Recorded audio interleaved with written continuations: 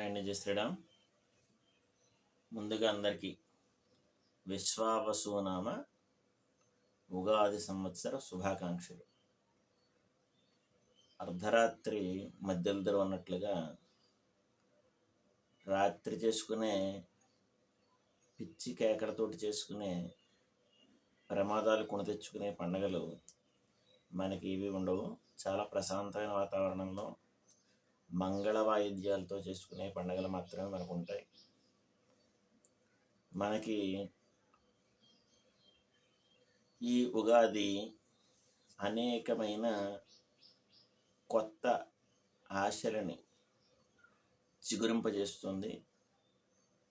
నిజానికి ప్రకృతిలో ఒక మంచి మార్పుని మనకి తెలియజేస్తుంది. దీనితోటే వసంత ఋతువు ఆరంభమవుతుంది. తెలుగు సంవత్సరాది ఆరంభమవుతుంది. అలాగే వసంత నవరాత్రులు, అమ్మవారికి అత్యంత ప్రీతికరమైన నవరాత్రుల్లో 2 ఉంటాయి. అది ఒకటి వసంత నవరాత్రులు, 2 శరన్నవరాత్రులు. మనం సాధారణంగా వసంత నవరాత్రులు చేయడం తక్కువ. ఆర్భాటంగా బయట పందిర్లు వేసి చేసే పరిస్థితి కాకుండా ఎవరైనా అమ్మవారి భక్తులు ఉంటే ఇంట్లో మాత్రమే చేసుకుంటారు. కానీ దసరాలు మాత్రం అత్యంత వైభవంగా మనం చేసుకుంటాం. అయితే ఈ ఉగాది ప్రకృతి మనకి సూచికలను ఇస్తూ ఉంటుంది. అంటే కోకిల గానాలతోటి, పూతలతోటి, పిందెలతోటి, చిగుళ్ళతోటి చాలా ఆహ్లాదకరమైన వాతావరణాన్ని కలిగిస్తూ ఉంటుంది.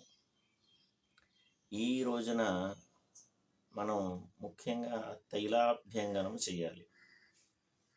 ఈరోజు విధించే ముఖ్యమైన విధులు శాస్త్రంలో చెప్పబడినవి తైలాభ్యంగన స్నానము, దేవతార్చన, అదేవిధంగా ఉగాది లేపనము.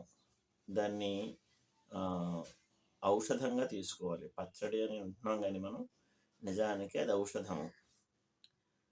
అదేవిధంగా 4వది నూతన వస్త్రాలు ధరించడం. ఈ విధంగా మనం ఉగాదిని జరుపుకోవాలి అని చెప్పబడింది. ముఖ్యంగా తైలాభ్యంగన స్నానము అంటే ఏంటి? తైలాభ్యంగనము అంటే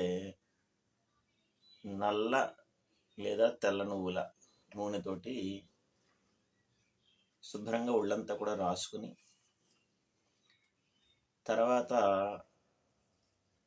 సున్నుపిండితోటి మనం నలుగు పిండి అంటాం, దాంతో శుభ్రంగా జిడ్డు వదిలిపోయేలా స్నానం చేయాలి. ఇది మామూలుగా కూడా ప్రతి నెల చేయడం చాలా మంచిది. పర్వదినాలు అని ఉంటాయి మనకి, పూర్ణిమ కానీ, ఏకాదశులు కానీ, రవి సంక్రమణములు కానీ, ఏదైనా ఆ నెలలో వచ్చే పర్వదినంలో కానీ ఈ తైలాభ్యంగనం చాలా మంచిది. ఒంటికి నరాలలో, ఎముకలలో మంచి పటుత్వాన్ని ఈ తైలాభ్యంగనం ద్వారా మనం పొందవచ్చు. అందుకే చిన్నపిల్లలకి బాగా ఒంటికి స్నానం చేయించేటప్పుడు నూనె రాస్తూ ఉంటారు. ఈ విధంగా చేస్తే ముఖ్యంగా తైలాభ్యంగనంలోనే తెల అనే పదం ఉంది. అంటే నువ్వులతోటి చేసిన నూనె. ఈ నూనెని కనుక మనం రాసుకున్నట్లయితే శాస్త్రం ప్రకారం ఏదైనా అపమృత్యు దోషాలు ఉంటే పోయి సంపూర్ణమైన ఆయురారోగ్యాలతో ఉంటారు అని చెప్పేసి మనకి శాస్త్రం చెప్తుంది. అందుచేతనే తైలాభ్యంగనం చేయాలి. అలాగే తలస్నానం నిండుగా చక్కగా చేయాలి, తలంటుకోవాలి. సాధారణంగా మనం కెమికల్స్ లేని పదార్థాలను వాడుకొని షాంపూలు అవి కాకుండా ఏదైనా హెర్బల్ షాంపూస్ ఉంటే అవి, లేదా మన సాంప్రదాయం ప్రకారం కుంకుడుకాయలతో కానీ చక్కగా స్నానం చేసి మన ఇష్టదైవాన్ని ప్రార్థన చేయాలి. సంధ్యావందనాది కర్మలు విధిగా ఉన్నవాళ్ళు తప్పకుండా ఆ రోజు సంధ్యావందనాది కర్మలు చేయాలి.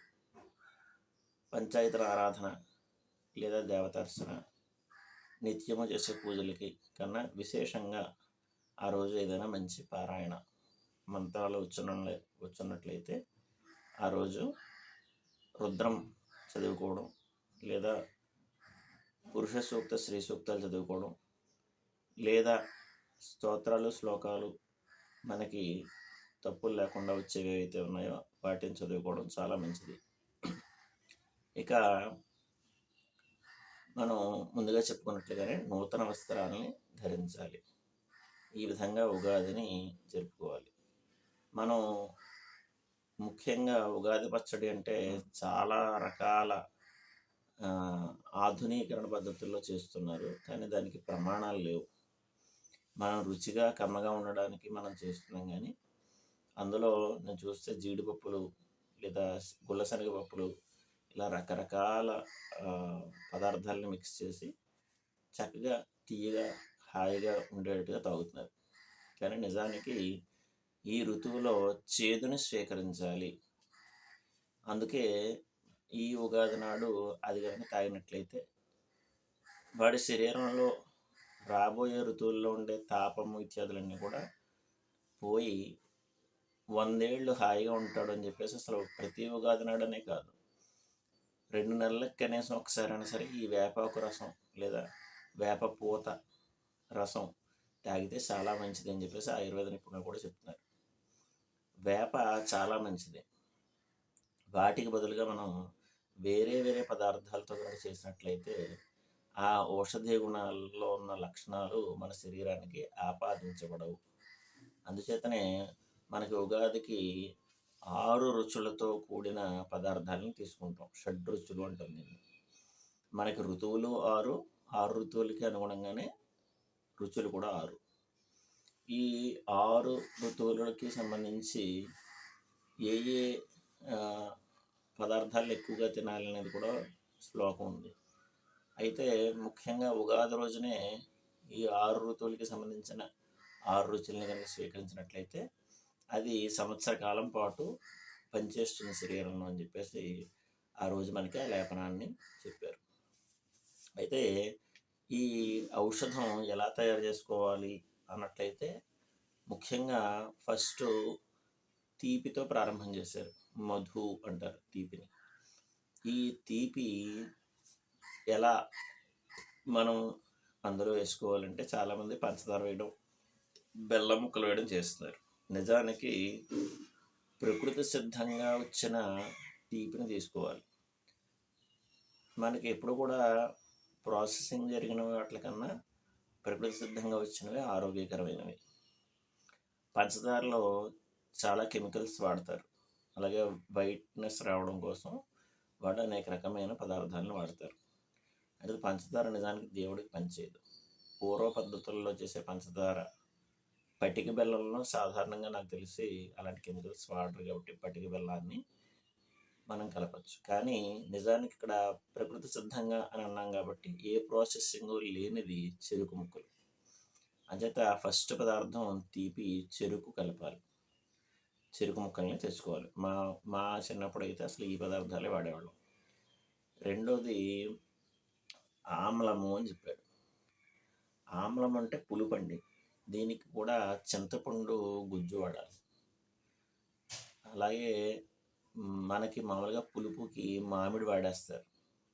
మామిడి పులుపుకి సంకేతం కాదు, మామిడి ఒగరికి సంబంధించి లేత పిందులు ఈ కాలంలో ఉంటాయి.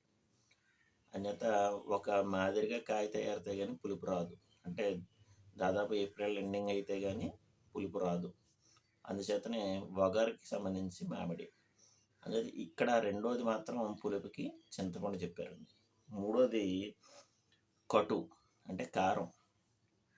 ఇది బాగా గుర్తుపెట్టుకోవాలి. కారాన్ని మనం మిర్చి వాడుతూ ఉంటాం, పచ్చిమిర్చి కానీ ఎండుమిర్చి కానీ వాడతాం. నిజానికి అసలు కారము అంటే మిరియాల కారం మాత్రమే మన భారతీయ సంప్రదాయ కారం. ఇప్పుడు తప్పక మనం ఊరగాయల్లో కానీ ఇంకా ఇతర పచ్చళ్ళలో కానీ రోజువారీ కానీ మిరపకాయలు వాడుతున్నాం.